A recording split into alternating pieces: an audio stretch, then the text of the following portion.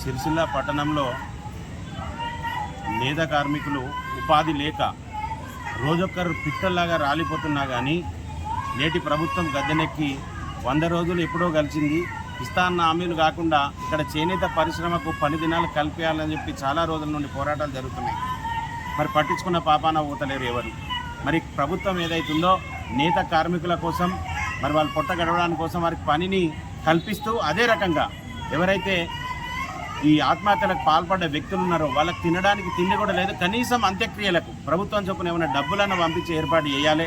మనిషింత సాయం చేస్తున్నారు కానీ ప్రభుత్వం అన్నది నడుపుతున్నారు కనుక ప్రభుత్వ సాయం కోసం తప్పకుండా భారతీయ జనతా పార్టీ నుండి డిమాండ్ చేస్తున్నాం.